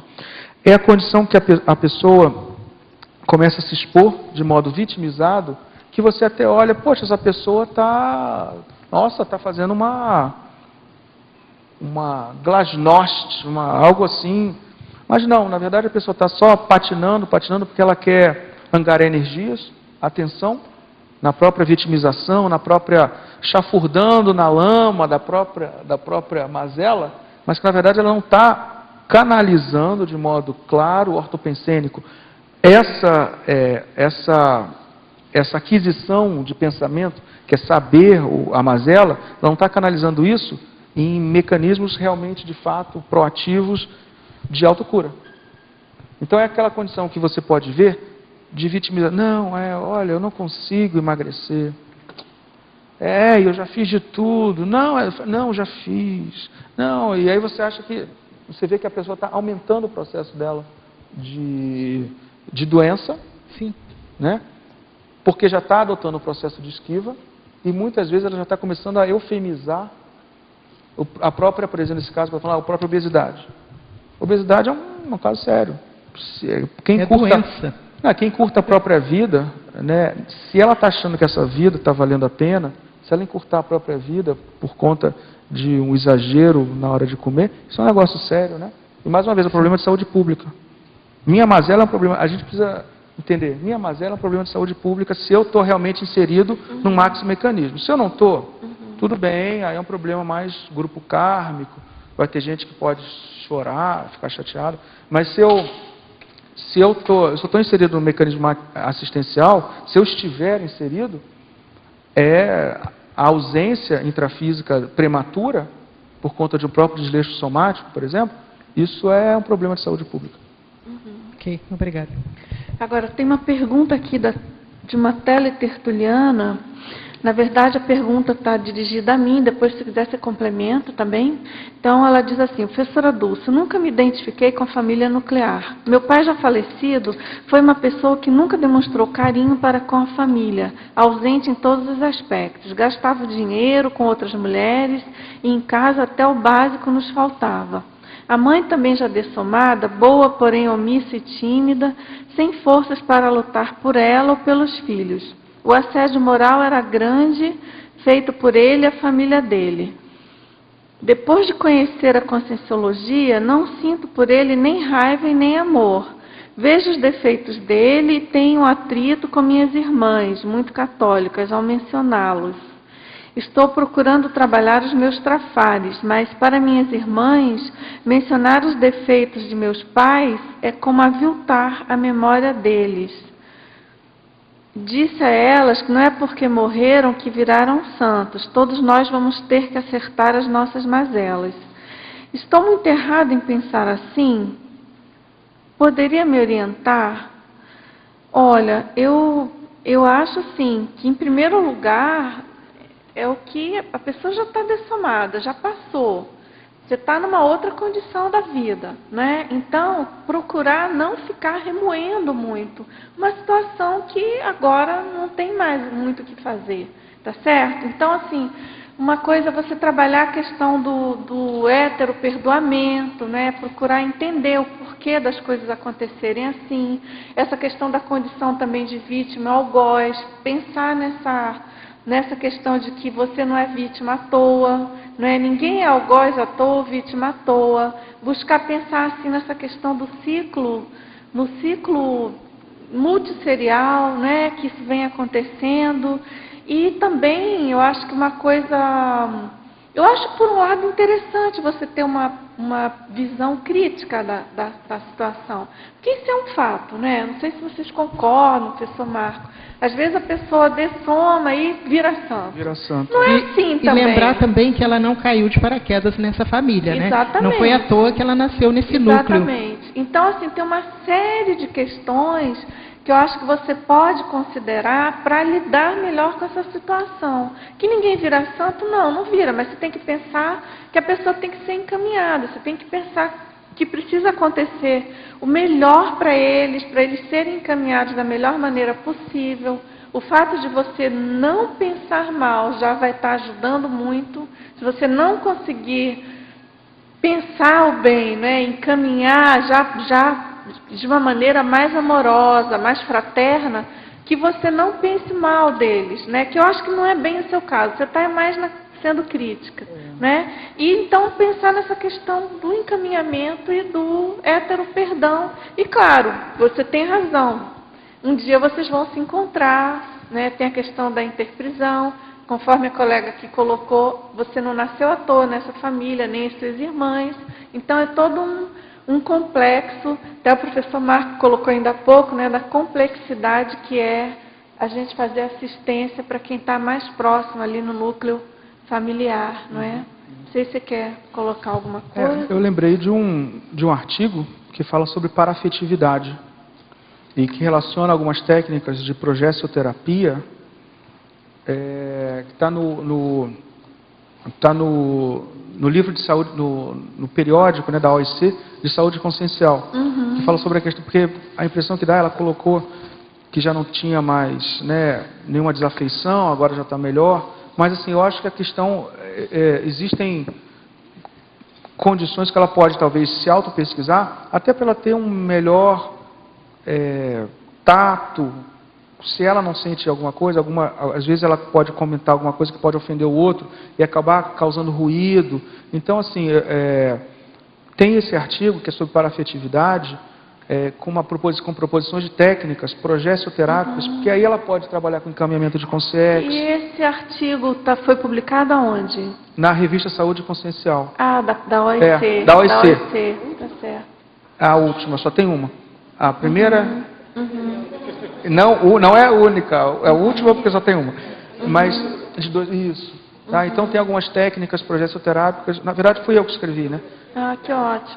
E tem essa condição. A pessoa, através de técnicas bioenergéticas, progessoterapia, ela consegue ver se de repente saiu de uma desafeição por completo, você não está mais na frieza, que também é um processo que precisa ser melhorado, e ela pode ter insights de amparadores em relação a melhorar a abordagem com os familiares, para realmente criar esse clima que parece que ela está querendo, que é de harmonia afetiva. Enfim, eu acho que esse pode ajudar esse artigo. Ok. Ao professor Marco, em Definologia, página 6, quinta linha, poderia expandir a distorção complacente da autoimagem? A que fatores podemos associar a autoimagem distorcida da realidade? Você poderia explicar? Sim. Nessa condição, então, tem, como a gente comentou anteriormente, tem um eixo lógico da ilógica, da ilogicidade. Tem um eixo, né, que a pessoa fica com o conflito de ter que, né, segundo ela, ter que se enfrentar, ter que promover autocura. Ela se esquiva. E aí, como eu tinha comentado, ela se esquiva, mas ela se esquiva inicialmente, mas fica com aquela banana, aquele abacaxi na mão. Reciclo ou não reciclo? Para ela tirar, para ela acabar com esse conflito dentro dela, ela tem 3 condições. Ou ela recicla de uma vez, e aí para de conflito, recicla, abre mão do que tem que abrir, promove a autocura. Ou, na verdade, ela volta, ela dá um passo para trás e pensa, não, na verdade, não é bem assim. Esse trafar não é bem trafar. É o que a gente está colocando de reperspectivação eufemística. E aí ela acaba distorcendo a própria autoimagem. É o que a gente colocou aqui na tabela. Não é que ela é... Como é que é? Vamos botar mais um exemplo aqui. Não é que ela seja acomodada, ela é tranquila. Não é que ela é ansiosa, ela tem urgência. Também tem uma que eu sou taquipsíquica, também tem essa também é boa. Então, não é que eu sou prolixo, é que eu quero esclarecer melhor. Então a pessoa acaba, nesse processo, ela se convence, na verdade, de conceitos sobre ela mesma, ela acaba distorcendo a própria autoimagem. Então é basicamente isso que acontece. Certo. Ao consenso terapeuta, Marco Antônio, com o advento do Dr. Google virtual, sim, a síndrome da banalização do autodiagnóstico aumentou de modo visceral. Gostaria de saber sua opinião quanto a essa constatação real. Futuramente, também serei seu colega na condição de médico neurologista, que estuda diariamente a conscienciologia aqui no Planalto Central. Ele pergunta qual é a sua especialidade médica, né? Sou pneumologista. Pneumologista. Parece que esse é um problema... Do Dr. Google? Da medicina atual, não é? Não sei se é um problema, é uma realidade. Não sei se chega a ser um problema. Ele está relacionando, você quer que eu leia de novo? Sim. Ele diz que com o advento do Dr. Google... Fica tudo superficial, é isso? A síndrome da banalização do autodiagnóstico aumentou de modo visceral. Eu acho que é isso, é o fato da pessoa... Que a pessoa vai, pesquisa e já acha que entende daquele problema. Em relação à medicina, em relação, na verdade, à nossa geração atual, o que acontece é o seguinte, a geração nova, essas novas gerações, elas têm uma inteligência muito mais aprofundada quanto à capacidade de buscar respostas. Isso é um fato. Essa nova geração tem skill, é muito habilidosa na condição de buscar informação, né? Isso é um ponto positivo, isso é ótimo, isso é glasnost, isso é troca de informação, intercâmbio. A ciência precisa de troca de informação, troca de experimentação, divulgação científica. Isso é ótimo, isso é excelente. A condição é que, se isso for mal usado, na verdade, fica essa condição de banalização da primeira resposta. Né? Isso, na verdade, eu vejo como neutro, eu não vejo nem como pior, nem como melhor. Quando eu estudei medicina, para o nosso amigo aí, a gente pegava um livrão, né? Aí a gente lia 3 vezes, o livro ficava caindo aos pedaços, né? Isso é até sinal de status, quer dizer que o cara estava ralando, né? Só que hoje não, hoje em dia você abre o iPad, o teu aparato aí, né, móvel, e você busca informações. Mais uma vez, eu não acho isso nem bom, nem ruim, eu acho neutro.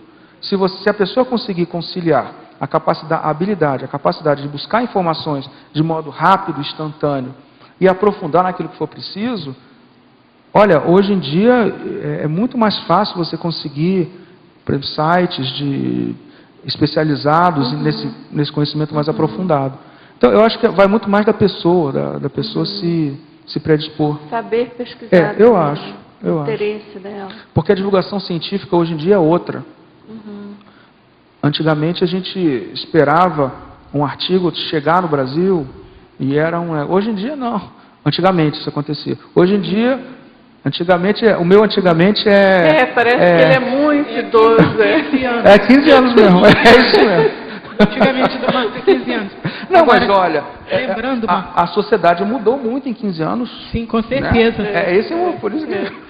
Não, o próprio Google. Você quer a Roseli mudou muito em 15 anos, imagina a sociedade. É verdade. A Roseli mudou muito em 15 anos. Ô Marco, agora, complementando isso que você está falando, eu vejo que seria assim, como você disse que quando você estudou, você ralava nos livros dele ficar todo despedaçado. Eu penso que essa pesquisa rápida ela seria mais eficiente sendo complemento. Não é? Porque eu, como sou muito dos livros, eu adoro livros, então eu acho que nada melhor do que você aprofundar nos livros, sim, e essa pesquisa rápida para você complementar, para você ampliar, ou até mesmo para atualizar.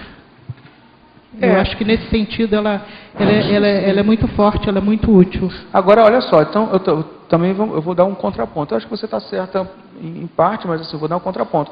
Eu tenho aqui eu tenho vários livros nessa pasta. Não, tendo livros sim, isso, eu estou falando, então, não é isso. Livros que eu digo no iPad, no aparato móvel. Sim, não, né? isso eu também tenho no meu computador. Não é disso né? que eu quis dizer, é por isso que eu disse, eu sou dos livros. Mas às vezes a pessoa vai aquela pesquisa rápida. Isso não... Tá, na horizontal. Então é só para querer saber aquilo e fechou nesse sentido. Tá? Pesquisa... Nesse sentido que eu disse. É verdade. Marco Antônio, olá. Aqui na página 7, na fatologia, logo na primeira linha, a ostentação pseudograciosa da imaturidade demonstrada desleixo na reciclagem intraconsciencial. Você pode desenvolver, principalmente essa graciosa? Quando a pessoa faz graça para ficar bacana, a imaturidade dela... Ela começa a ostentar, muitas vezes fazendo piada, trazendo um ar jocoso e risível para uma condição que evolutivamente, às vezes, ela... É negativa, É superficial, né? É a condição realmente que ela traz um ar de graça, ela traz um ar de edulcorado, né? Da realidade. Isso, edulcorado, talvez seja a melhor palavra, melífluo. Sabe? Para uma condição, na verdade, evolutiva, que ela está patinando, que ela está sofrendo, que é um travão para ela. É essa condição.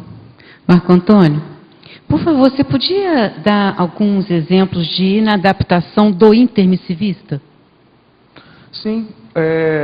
A banalização, quando muito acentuada, eu acho que é um exemplo de banalização do intermissivista, sim. Inadaptação, né? Sim. De inadaptação do intermissivista. A banalização, quando muito acentuada, eu vejo como uma inadaptação, porque é inerente ao processo de reciclagem, de autotransformação, autodesconstrução e autorreconstrução, não ficar agarrado na própria biografia, na autoimagem, na autopontificação, né? Então, eu vejo assim, condições que impeçam a reciclagem. E aí, como eu estudo a condição da consciencioterapia, como é uma especialidade dentro dos meus assuntos, é uma especialidade bem marcante dentro dos meus estudos, eu vejo por esse viés. Condições anti-recim, elas são muito arraigadas, elas acabam sendo fatores de inadaptação do intermissivista. Você acha que o intermissivista tem um desafio maior de adaptação à intrafisicalidade, nas coisas do dia a dia, na sua autoimagem e tudo mais, do que uma pessoa que não tem esse curso, que não tem esse compromisso assumido antes da ressoma? Você acha que isso pode ocasionar essa maior dificuldade? Tá, eu prefiro não fazer comparações, porque cada consciência é muito complexa. Eu prefiro não comparar o intermissivista com o não intermissivista. Ainda não tem essa abrangência toda. Quando chegar lá na orientação evolutiva, talvez eu consiga falar. O que eu posso já vislumbrar é o seguinte: a consciência, quando passa pelo curso intermissivo, ela ressoma com mais responsabilidades, inclusive de reciclagem. Eu não comparo uma pessoa com intermissivista com uma não intermissivista. Cada um com a sua... Mas se eu passei por um curso intermissivo, o meu compromisso para reciclagem aumentou. Isso daí realmente é um fato. Obrigada. Professor, Professor, eu quero que faça uma relação entre o princípio da prioridade compulsória com a banalização. O princípio é o primeiro. Sim. Com a banalização do autodiagnóstico. Naquela fase em que a pessoa se vê com duas possibilidades, reciclo ou não reciclo, eis a questão.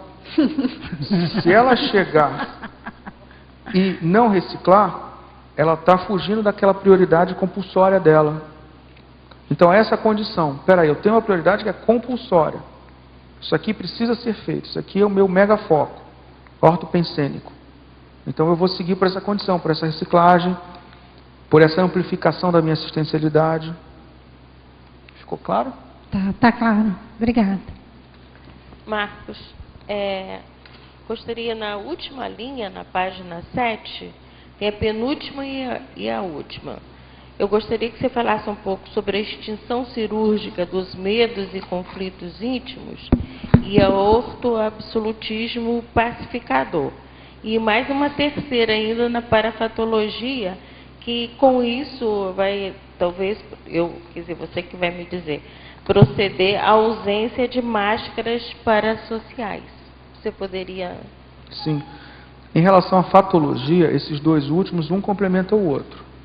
Quando você tem uma conduta orto-absoluta, orto-auto-absoluta, eu vou fazer isso. Essa condição é assim. Eu tenho que reciclar. Isso daí, fim de linha. Sine qua non. Essa condição é cirúrgica. Isso te pacifica. Porque você não dá margem a crescimento da crise, do conflito pessoal. Vocês já viram, por exemplo, ou já se depararam com uma situação, não, tenho que reverificar. Eu tenho que ser... É uma hipótese. E a pessoa fica, na verdade, dando margem a mecanismos de hesitação pessoal. Quando, na verdade, não tem história. Já era para ela ir, é isso, eu estou vendo e vou fazer e pronto. Acabou. Isso é um auto-absolutismo pacificador, porque não dá margem para teretetê no ouvido. Para fazer negocinho, E isso é também a extinção cirúrgica dos medos e conflitos íntimos. Uma condição que, às vezes, as pessoas, talvez, medo e conflito, o cultivo de medo e conflito é um ato anticosmoético de você com você mesmo. Você cultivar muito medo, muita hesitação, muito senão, isso é anticosmoético de você com você mesmo. Você está pensando mal, você está maximizando perigos e desafios evolutivos, e muitas vezes te deixa paralisado para você não fazer o bem coletivo. Entendeu? Então, é essa condição que é muito séria. Tanto que tem o conceito do desassombro cosmoético, né? A cosmoética elimina teus medos, você começa, peraí. Então, quanto mais cosmoético, quanto menos você pensar mal, quanto mais você abrir mão do prazer malévolo de pensar mal dos outros, isso começa a te pacificar, começa a deixar tudo assim, peraí, está tudo certo, você começa a ter aquele bom humor que a gente estava falando, então você começa a melhorar a tua fisionomia. Então, isso tem a ver com o antagonismo da banalização dos autodiagnósticos. Muito, eu não comentei isso, mas muito do conflito, do medo do novo, por mais que seja positivo, muitas vezes o medo do novo mostra uma anticosmoética da própria pessoa. A pessoa não quer assumir os parâmetros, os padrões de manifestação. E aí você tinha comentado a ausência de máscaras parasociais, né? Quando eu a pergunta é a seguinte: quando o evolucente ele consegue, né, efetuar esses dois, né, anteriores, ele vai deixar cair as máscaras, né? E ele vai estar bem parasocialmente. Mas na verdade não existem máscaras parasociais. Não existem. A pessoa pode achar que tem. No extrafísico nós nos mostramos como. Não existem máscaras parasociais. Só sociais. Não existe. Professor Marco, desculpa. Porque quando ausência, né? Ausência. Quando a pessoa abre mão do processo de defesa da autoimagem, de querer se mostrar hábil ou sempre, né? Sempre sabichona, sabendo tudo, ela, na verdade, ela fica alinhada com uma realidade parasocial que é não ter máscara. Agora, ao professor Marco, seria possível saber onde você exerce a consciência terapia? Sim, na OIC, Organização Internacional de Consciencioterapia. Fala telefone, o site, o telefone 3025 1404 e www.oic.org.br. Tá? Temos um monte de atividade lá. DDD 45, importante, né? E 3025 1404. Certo. Agora, professor Marco, a respeito da sequência dos itens da banalização do autodiagnóstico na tabelologia, ele pede para você indicar para cada um dos itens apontados a terapeuticologia. Mas na tabelologia? Dos itens apontados na tabelologia. Tabelologia? Tá, mas eu podia indicar aqueles outros dois verbetes. Tá. A gente pode falar especificamente. Não, pode falar, até porque... É o autorremissibilidade consciencioterápica, que faz um cotejo da autorremissibilidade e da antirremissibilidade, né? O homeostático versus nosográfico, e a percepção de autoeficácia consciencioterápica, que é a condição do evolucente se sentir, ser convicto de que é capaz de realizar o movimento autoconsciencioterápico. Tá? Esses dois tem tabelas e tem situações lá que mostram de modo bem explícito como é que a gente pode trabalhar essa condição. Só para a teletertuliana saber, se você não tem esses verbetes, você pode baixá-los no site das tertúlias, você vai lá em ordem alfabética e você baixa e faz os seus estudos e depois, oportunamente, você faz novas perguntas. Mas eu tenho uma dica que é o seguinte: autossinceridade, né? Porque todo esse movimento aqui, a pessoa está levando o gato por lebre. Então, assim, ela no fundo é acomodada e acha que é tranquila. Ou, na verdade, em alguns momentos ela até é tranquila, mas em outros ela é acomodada e ela tem que discernir. Né? Em alguns momentos ela é ansiosa, em outros ela tem uma urgência, uma proatividade bacana. Então, discernir em quais momentos ela é uma coisa ou outra. Né? Certo. Agora, professor Marco, você estava falando sobre doença de intermissivista agora há pouco. Tem outra hipótese. Analiso que aquela consciência que passa pelo curso intermissivo recebe as verpões e, devido a essas neoinformações, as crises de crescimento são potencializadas. E, consequentemente, os trafares obrigatória e indissociavelmente serão trabalhados no processo evoluído naturalmente. Vejo que não há por onde escapar. O que você acha? Lógica? Não vejo que se feche o diagnóstico de ser uma patologia de intermissivista. Expanda, por favor. Não, eu concordo inteiramente com o processo descrito aí. Isso daí eu concordo inteiramente. Eu só não acho que a pessoa precise passar por um processo de preciso reciclar? Não vou reciclar. Deixa eu ver. Vou fazer um negocinho. Não é que eu preciso destrafar. Na verdade, deixa isso para lá. Esse processo é de autocorrupção crassa, assim. Eu concordo com o que foi descrito, mas eu acho que é um mecanismo diferente da proposta da banalização do autodiagnóstico. Mas eu concordo com a proposta ali descrita. Tá certo. Existe isso e eu concordo. Você quer perguntar? Pois não. Olha só, eu estava vendo aqui a parafatologia, eu assim achei super interessante lendo, vem num crescendo assim, parece uma terapêutica, né? Uma coisa que você vai mudando aí o patamar, né? E superando aí essa síndrome. Agora, eu gostaria que você falasse um pouquinho sobre a acariação extrafísica e a retratação extrafísica. Eu gostaria de entender um pouquinho isso. A acariação extrafísica e qual a outra? A retratação. Sim, sim. A acariação extrafísica é um mecanismo utilizado dentro do que eu observo, do que as pessoas também falam, de glasnost consciencial, de confrontar diferentes versões sobre um fato, né?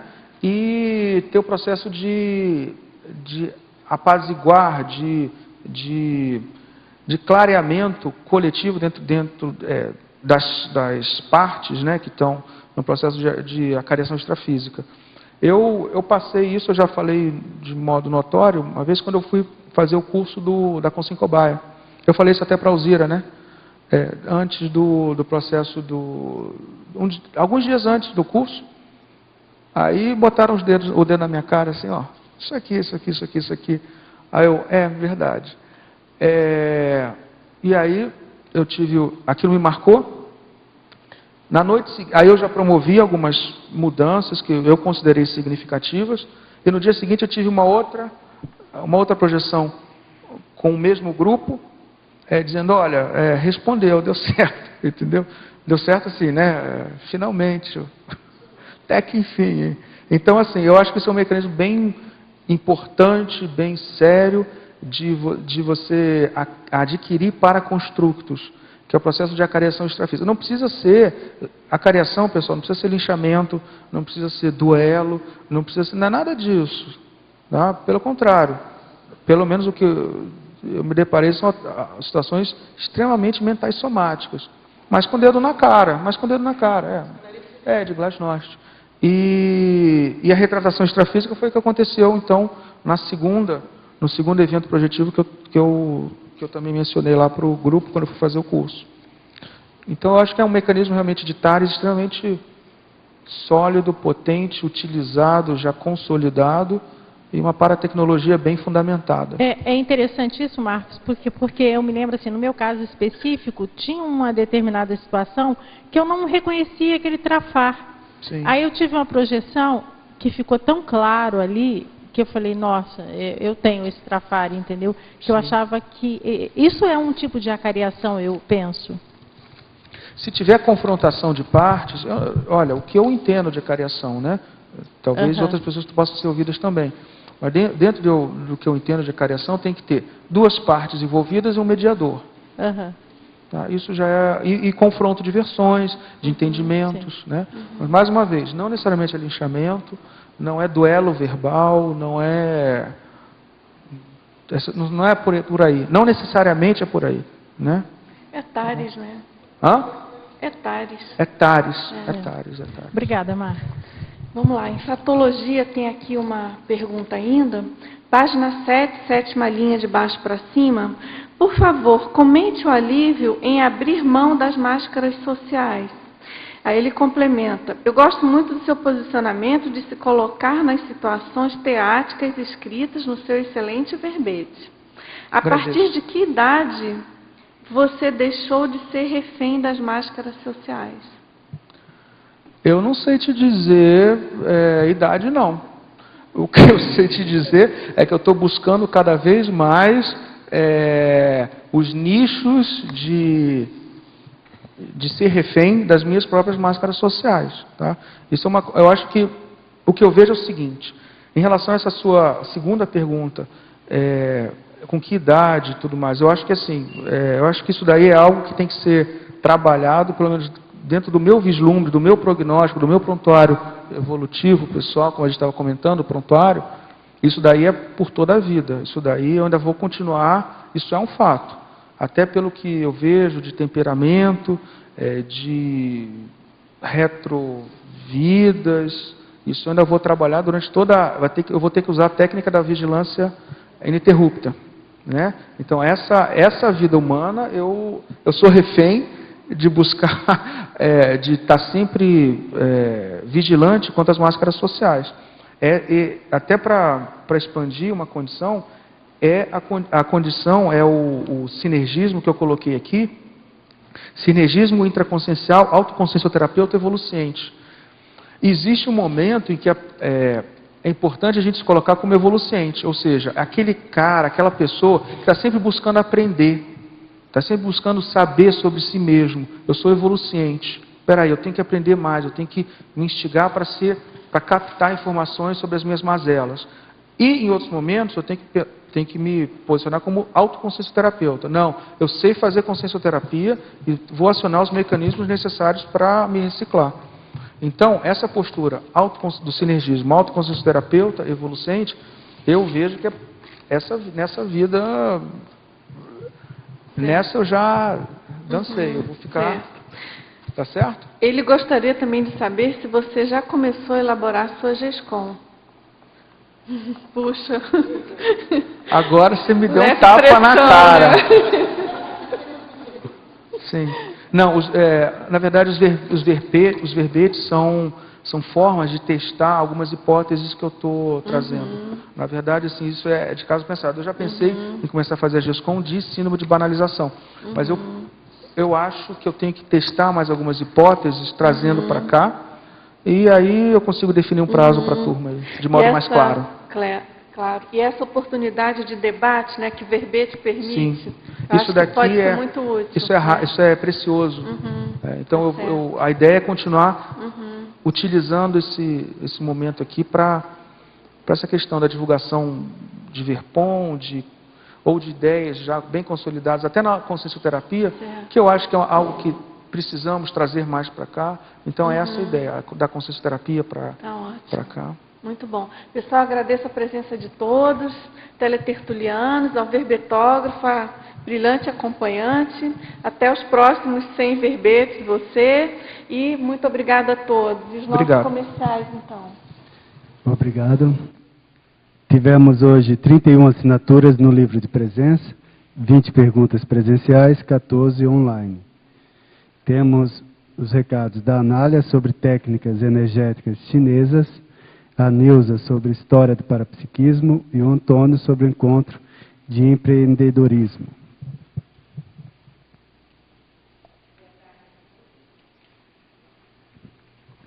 Boa tarde a todos.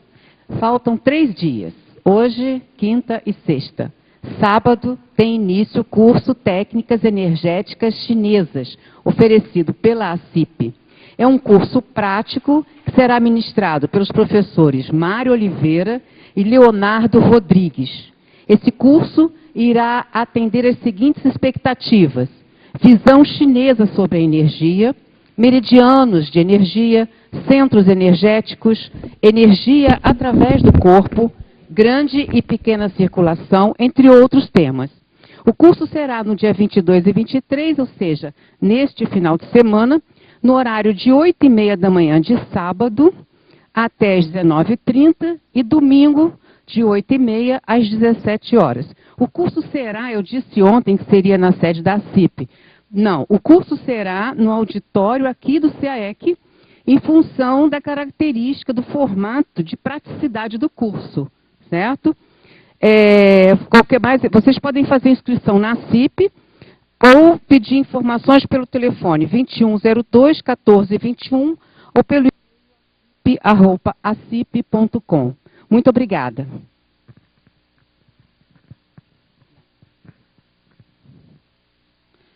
Boa tarde a todos. A CIP, em parceria com o CAEC, convida todos para o curso História do Parapsiquismo, que será realizado pelos professores João Ricardo Schneider e Jarbas Paranho, nos dias 23, 24 e 25 de julho, no auditório do CAEC, em Foz do Iguaçu.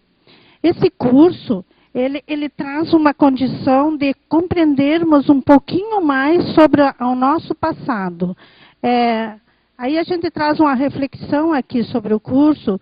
Você já pensou como o emprego do parapsiquismo em suas retrovidas pode melhorar a sua performance parapsíquica na atualidade? Então, aí eu vou colocar alguns tópicos do curso, que é apresentação do curso e introdução à história do parapsiquismo. Parapsiquismo na antiguidade. Parapsiquismo no período medieval. parapsiquismo no período moderno e contemporâneo. Diversas técnicas serão tratadas no mesmo curso. Debate sobre as vivências do curso. Maiores informações e inscrições pelo telefone 045 3525 2652 ou e-mail caec@caec.org. Obrigada. Boa tarde a todos. A Unicim e o Conselho das ECs convida para o terceiro encontro de empreendedorismo Cognópolis, Foz do Iguaçu, rumo a 2035. Esse evento ocorrerá no dia 21, 22 e 23 de junho, né, este ano, no Discernimento, sendo que o dia 21 é uma palestra pública feita pelo professor palestrante Luciano Vicença, e sexta e sábado e domingo será realmente o curso. O curso, logicamente, já seria pago, né? E deixa eu ver se tem alguma informação mais. Bom, a palestra, ela inicia às 19 às 21 horas do dia 21, que é uma sexta-feira, ok? Obrigado. Boa tarde. Para amanhã teremos o verbete para sinal evolutivo. A especialidade é para semiologia, de autoria do professor verbetógrafo Pedro Fernandes. Obrigado pela sua presença e até amanhã.